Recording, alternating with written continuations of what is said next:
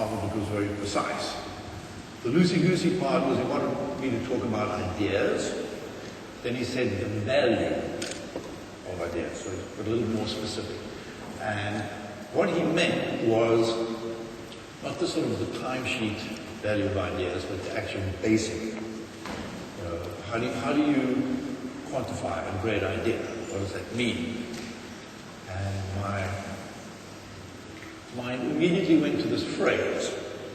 Now, when we first started Hunter's Cars many years ago, when we still had hair, for example, that's the phrase we used. That was our mantra. That's what we based the agency on.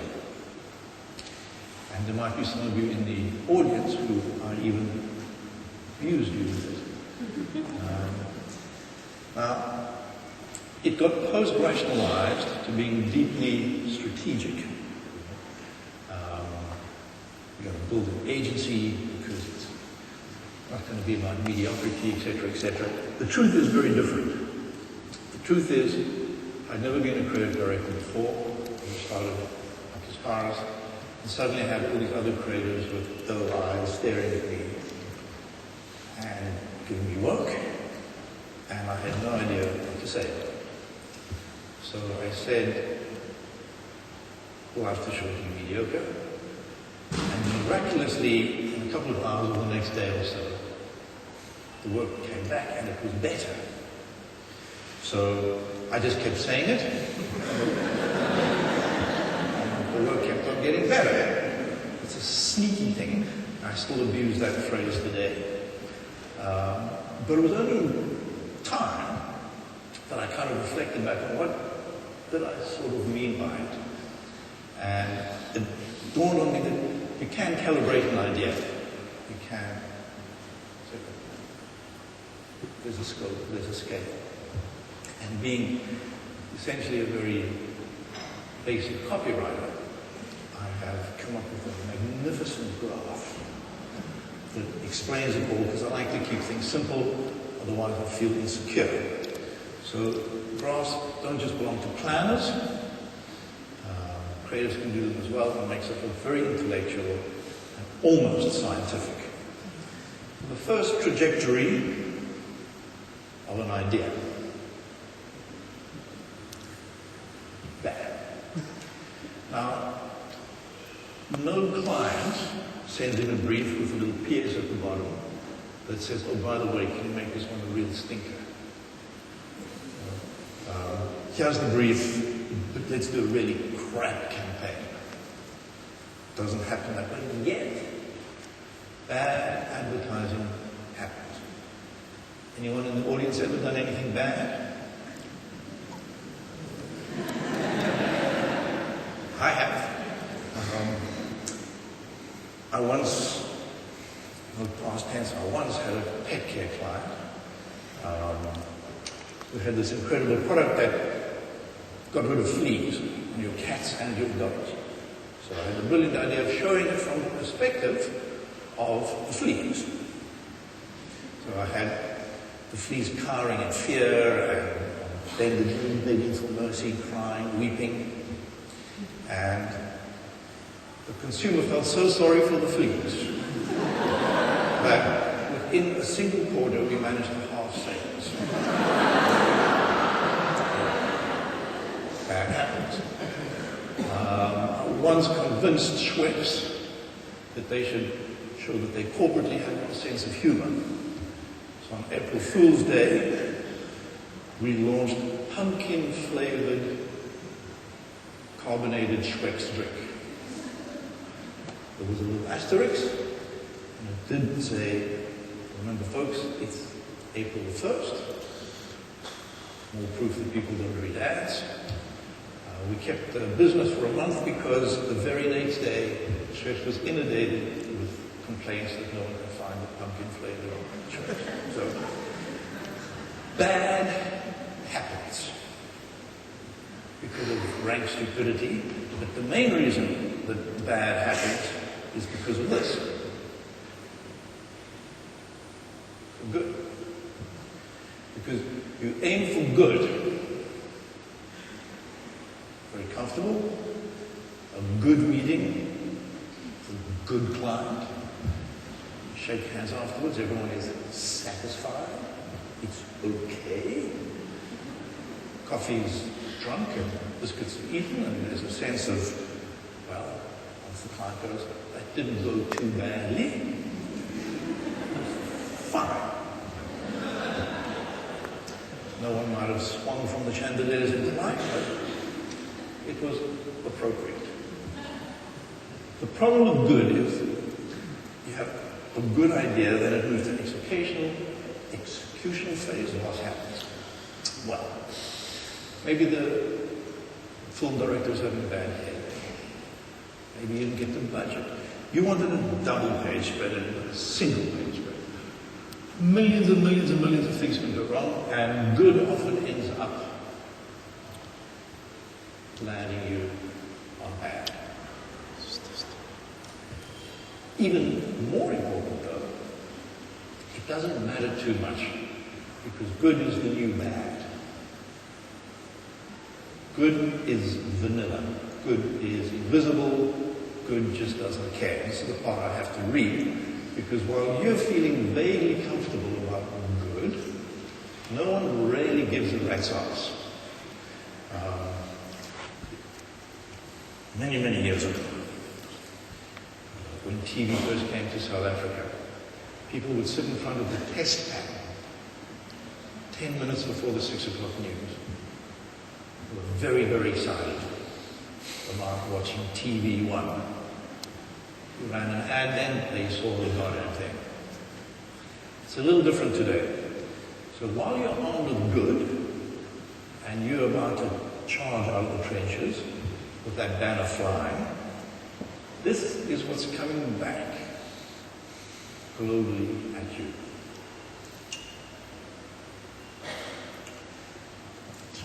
In the first 60 seconds of your battle,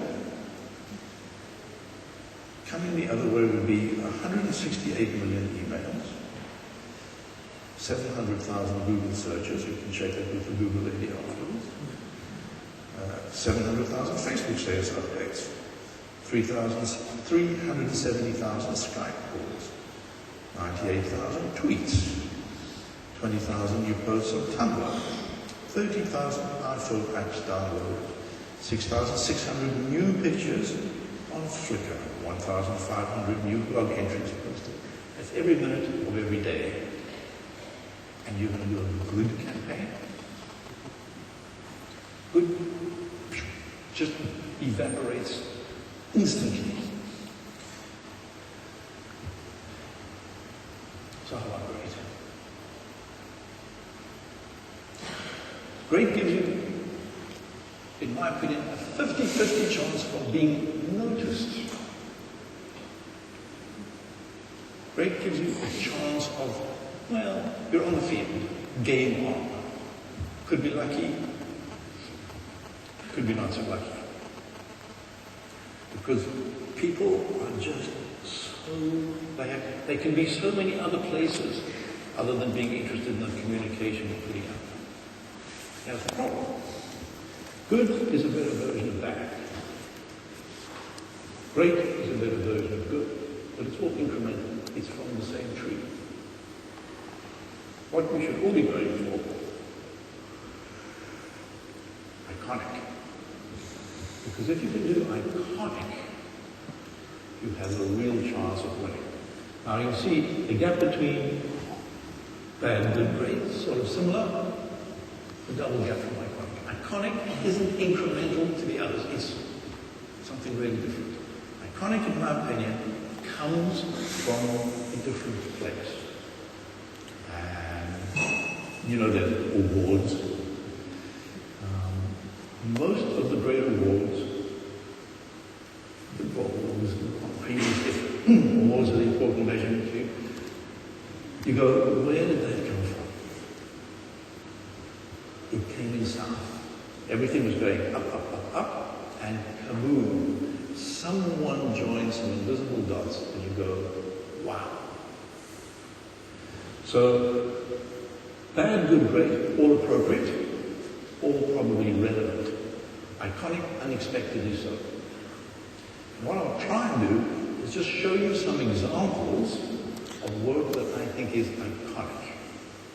Because I think we kid ourselves if we play, particularly in the last two, the bottom two, that even great is a dangerous place to go these days.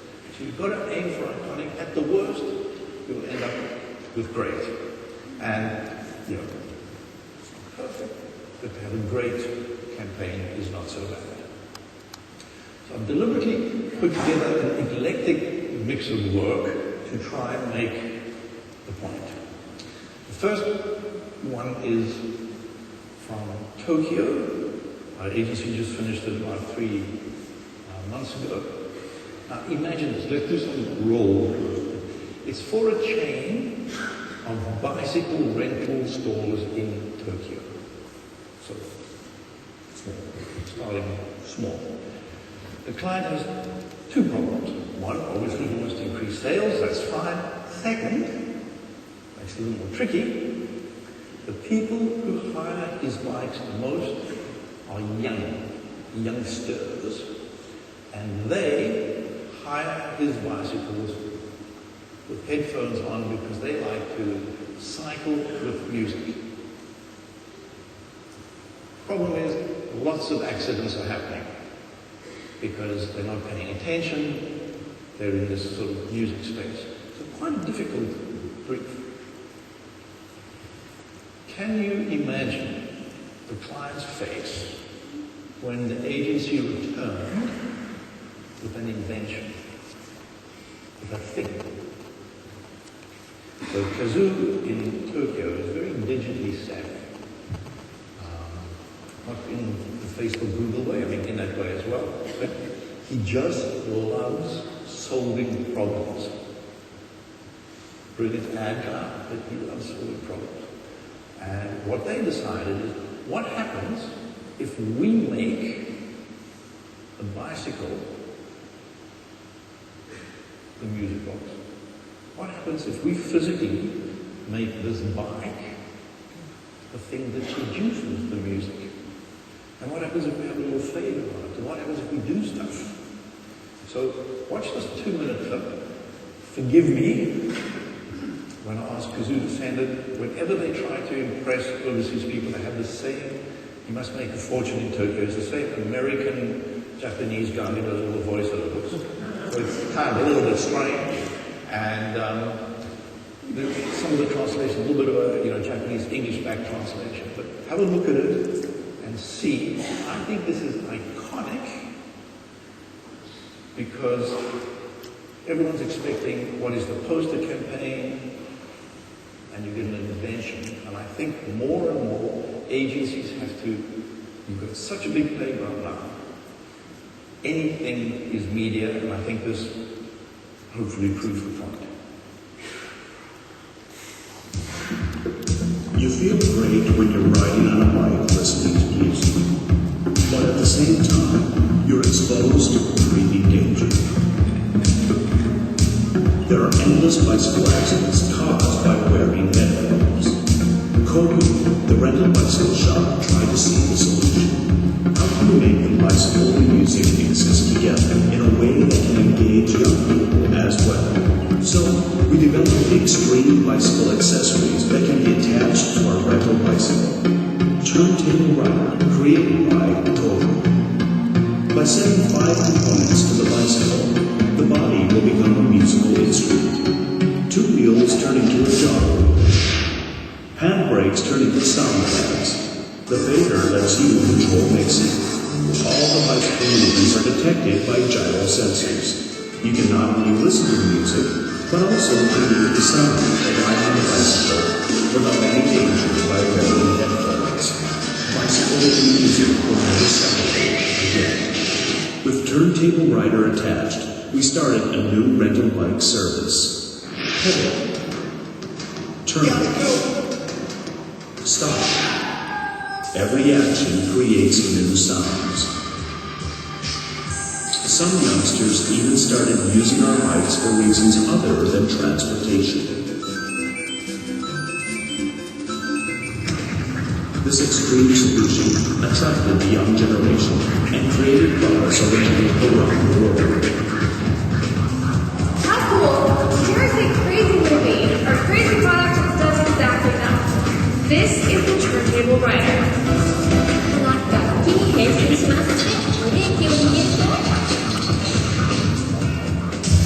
10X chose it as an outstanding idea of the year.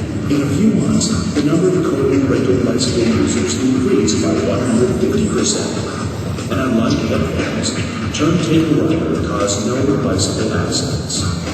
Turntable rider. Ride on music. Kogu. Stay tuned. Next. Turntable board. It's a really cool idea. It's not a bad, but they built something, and then of course it went on TV, it went all over social media, it did all that stuff because it was something people wanted to find out about, were genuinely intrigued about, as opposed to you interrupting their programming. So hugely successful. So Iconic isn't just where creative people get the biggest returns. It's also where the client gets the biggest returns. That's the real value of the idea. The problem is, being iconic, and because it's not part of the bad, good, great story, it often doesn't have a reference point. That's why it's iconic. It's new. And what do clients, and often creative, crave the most? Something to compare their idea to. So we have to cut that umbilical cord. We have to be able to have enough bravery to say, sometimes my gut just says this is going to work. And you go for it. And you do it. And you can calculate risk sometimes, and sometimes you just got to believe. Interesting here as well now, we have a patent pending. Agencies actually globally registering that. Same with the skateboard. Interesting revenue stream that most agencies maybe don't normally think of. Talking about going to different places. My next one is about the massively exciting category of cricket. Okay. Many people think it's probably the most boring sport in the world. We'll try getting a brief to make the clothing the Australian cricketers wear when they're not on the field exciting. So, when they have these functions, they all have to look smart. And our agency in Australia got the brief from MJ Bale, esteemed tailors to the Australian cricket team when they're not playing cricket. It's kind of like a suicide mission. You look at the brief, look at how high the window is, and you leave. But if you go another way around, and instead of trying to do, go through GQ or whatever, go, what's cool fashion advertising? And you just go to a completely different space. Some really, really interesting things happen. The Sydney Cricket Ground is the spiritual home of cricket in Australia. It's on this turf Australia has won more than on any other patch of grass on earth. But as the team's smallest sponsor, the official suit tailors, we couldn't be on the uniforms, the bats, or even the pitch. MJ Bale was essentially invisible to the Australian public.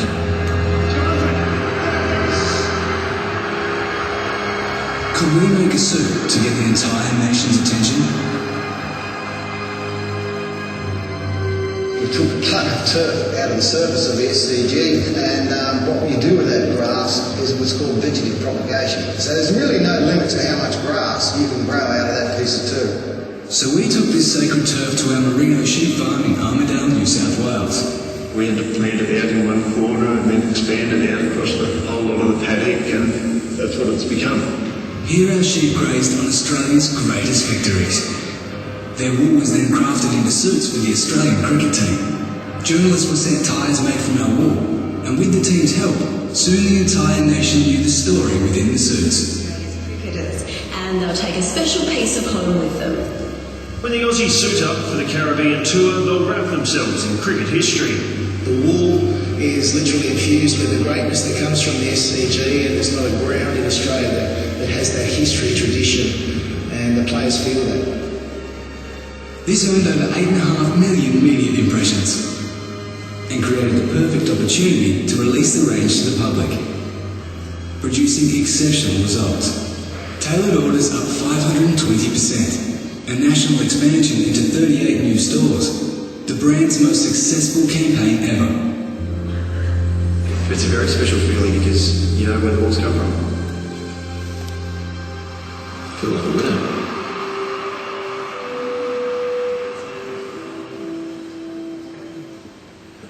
Wrap yourself in Australian history. What a load of bullshit. But if you're an Australian, if you're a cricket lover, look what happened to sales. I mean, it's bizarre. You're wearing a fucking suit, but a merino sheep ate the grass of the field that Australia won a lot of victories. I'm wearing Australian victory. I mean, the point is, it works. It's a really clever, iconic idea, understanding the zeitgeist of the Australian sportsman. And you pump it up, and you do a little bit of, machoism and a little bit of nostalgia. For every $1 they spent, they made 45. I mean, that's got to be a good idea. It's got to be a good idea.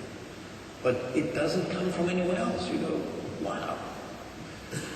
Brave client, and an agency that must have gone in there and made in day from it. They went back, we're either going to get shot or they're going to get praised on greatness. But they took the leap. But iconic can be anywhere. So I like this local example, the doom fogger, because there's such a debate these days on what's media, what's not media. Everything is media. It's how you amplify it, it's how you ripple it out, it's how it intersects with the consumer to make them behave differently. So I understand one degree of media is how many ARs and how many, your reach and frequency, and it's a numbers game. But more and more, I suspect you can be in the presence of advertising. So you can have millions of people watching the TV. But if it's on the bad level, or even the good level, or sometimes even the great level, I don't think it affects you. I don't think it makes you react. Do this trick tomorrow. Oh, do it now. How many of you watched TV last night? Hands up. Can any of you remember a TV commercial last night? We have one gentleman, 2, 3. You don't go, wow, yes, I got it. But if you can intersect in an intelligent way, then anything is media, as long as you're getting a result. So the Joburg agency had a request to do some work for doom fogger. It's not the instinct. When you see a little antler, that's an insecticide. But when you've got real problems because you've got those nasty guys in your cracks and all over the place, then you bring in the fogger. And the fogger seeps in everywhere and kills those evil guys. How cool then to say what we will do is, in our mind, we've got a place called Roachable, and we are going to make cockroaches behave as badly as humans. So here I've got a guy drinking his beer, woman watching TV, smoking a cigarette, wife barefoot, probably pregnant in the kitchen. But that's where it is. You are going to stop and find out what's going on in there. And cockroaches live in cracks, and you can go on forever. That's the cool thing. Now you're on a roll. I like that, hand-painted. Impossible to walk past that and not look. And then when you see the actual TV light is on, and you see those little things, impossible not to tell your mates what you saw that day. That's media. Cockroach restaurant. Sacre bleu, mon ami. Cockroach even playing a violin. That's where it is. Gets to where they live. Smart, simple, inexpensive, highly effective. Husband and wife, One of his 7 legs is hoping to get lucky, but probably not going to happen. Put a little light on, you see that at night. The wall is glowing.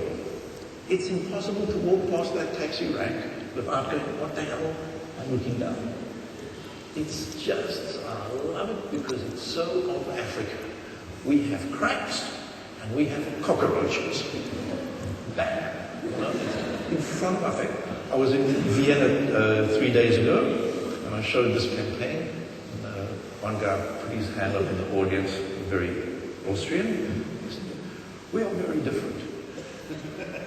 We cover our cracks and are very shy about them. You advertise in them. That's who we are, We're of Africa. I love it just because of, what it is. And I can see a lot of people going, where are the ads, John? This doesn't mean, of course, that traditional media is wrong or bad. I just think you have to always find an iconic thing in it. So I thought this would be quite an interesting example. In London, we had a beer with a big insight. Mostly men drink beer. Wow. Second major insight, working class men mostly drink beer. At this stage, again, you're in the land of the generic and you're about to create a bad campaign.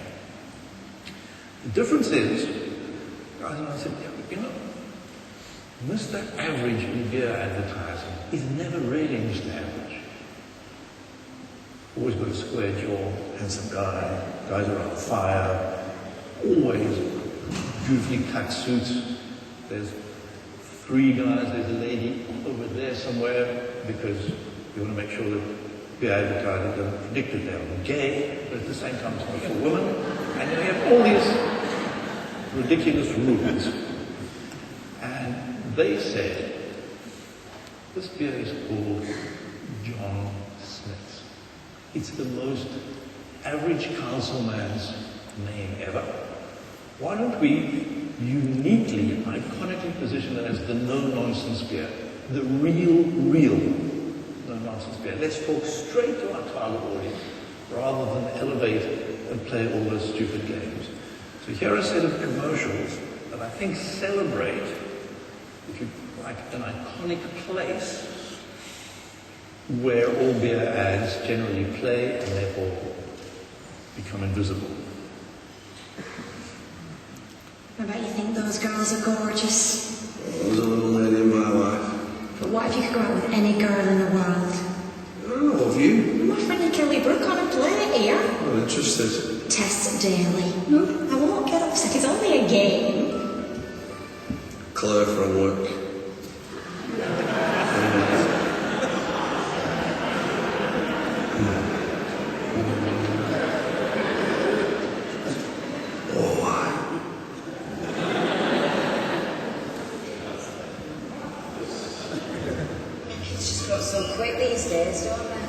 Hey, you're not on the... I didn't tell you, did I? Ah, Brittany, she's only 4, man. She comes up to me the other day, she says, where do babies come from? What did you tell her? I said, well, when a daddy loves a mummy very much, he inserts his erect penis inside a woman's vagina. He ejaculates sperm, which travels through the womb, fertilises the egg and develops into a baby over 9 months.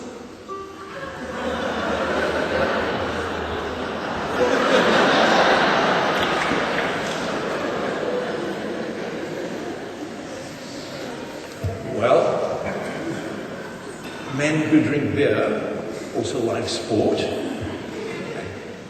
Men who drink beer in England play soccer the most, so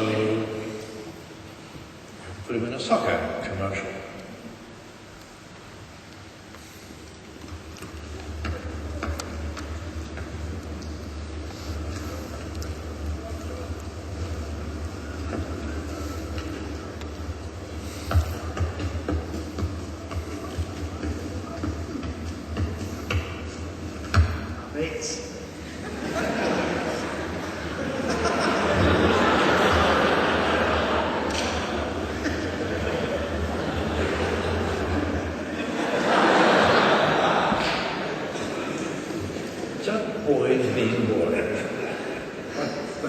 Taken away all the convention and they just being honest. And this kind of honesty, because this is now in its 5th year, allows you then to build up an appreciation of what's coming next. And that allows you to be tactical. So when the Crufts Dog Show comes to London, which is like the most, highfalutin event of the year, very British, very, doggy people with their pedigrees. We did this ad. So another look at Princess Suki III, grace personified. Lovely, lovely bitch. Back live now, this is John Smith and Tom Toe. Off it goes. And hopefully...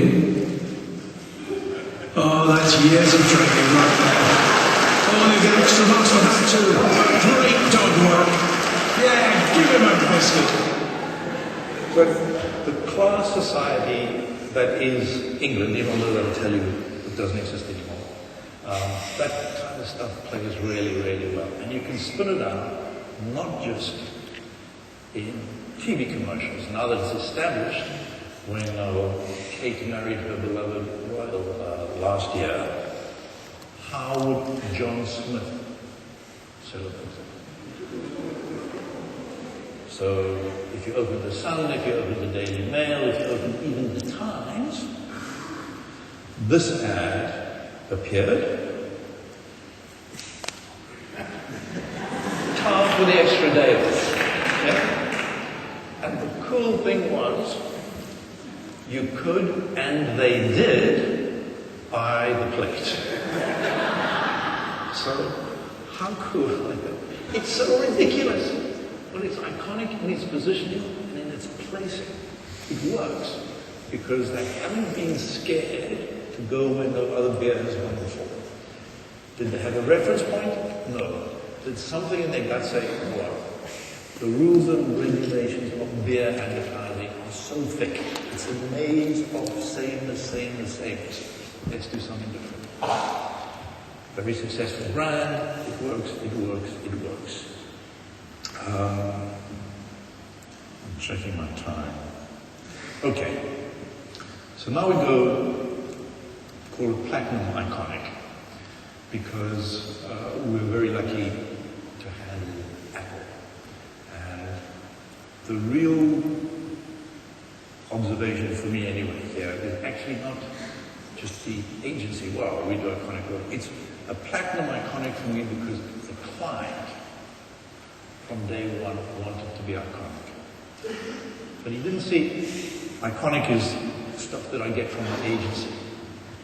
Product, design, store design, the way they do events, iconic. So it's a natural version. Or when it gets to the advertising communications, you should match. The problem with iconic is if the client is asking you to do that stuff while they have a different vision.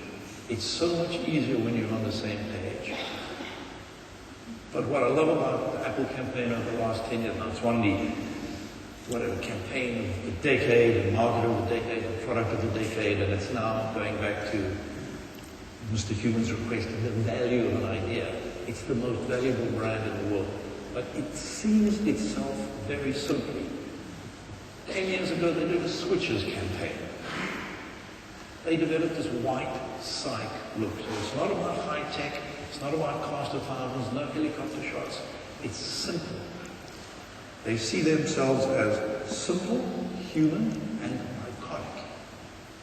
So when they were just finding their feet again, and they thought they had products that were worthy, they started the Switches campaign, where people just talked about the problem they had with their other computer in a very human way. There were hundreds of them, but this was the first one. See if you remember it, and I'll give you a 5-minute version of the last 15 years. I was writing paper on the PC, and it was like beep, beep, beep, beep, beep, beep, beep, and then like half of my paper was gone. And I was like, it devoured my paper. It was really good paper. And then I had to write it again, and I had to do it fast, so it wasn't as good. It's kind of a bummer. I'm Ellen Feist, and I'm a student. So they had millions of people talking about their problems with the old computers, and then you could switch. Then it became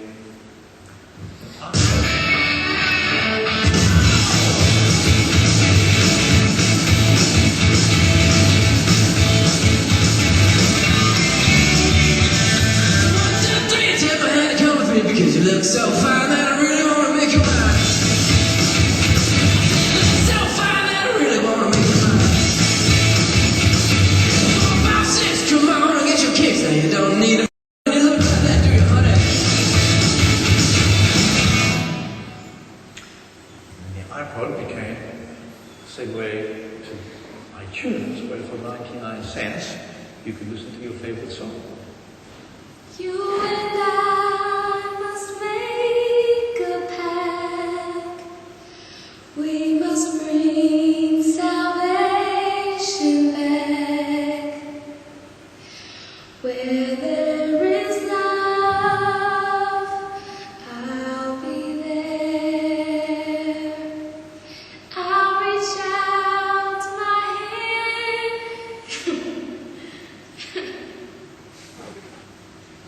Beautiful story told simply. Building, building, building, building. It's got the same tone of voice. It's got the same honesty. It's got the same integrity. And then Apple became a little bit competitive as well, but still told in the same simple visual manner. Hello, I'm Mac. I'm a PC. Advertising, advertising, advertising. It's Vista. Advertising, advertising, advertising. It's Vista. Oh, I'm just doing a little budgeting, Mac. You know, with all the Vista problems that have been frustrating PC users, I have to take drastic action. By investing in advertising? Yes, advertising, and I'm also putting something toward resolving Vista's problems. So do you really think that amount of money is going to help fix Vista? I guess you're right. Yeah. We'll just put it all on advertising.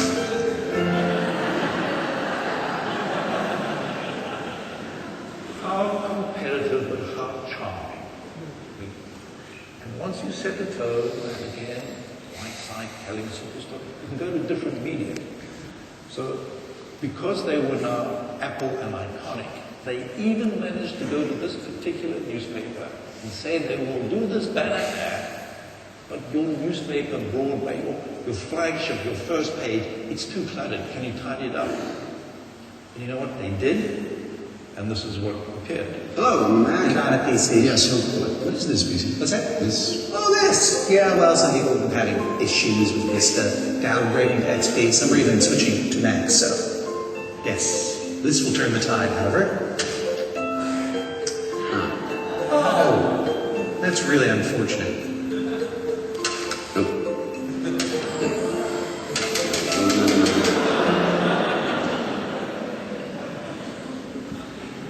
Beautifully told. But, two more to show. I would like to kind of end with going all the way back, because again, history makes all this very strategic, and people have all read Steve Jobs' book, and blah, blah, blah, blah, blah. Of course, it had to be this way. Well, that ain't the case. When Steve Jobs first came back, Apple was technically bankrupt. And he asked the agency to give him something that would just hold the ship while they were correcting everything. And what came about was a TV commercial that said in a very, very simple but beautiful way that they were going to be, their vision was to be iconic. Their vision was to move the world forward. Now, I'm sure 95% of you have seen this commercial before. You attend seminars for the rubber tubing industry, and people say, well, let me show you what I think we should be, and they put this commercial on. It's become the kind of catch-all for what every company wants to be. The question you should ask yourself is, why aren't they? But you all know this commercial, I'm sure.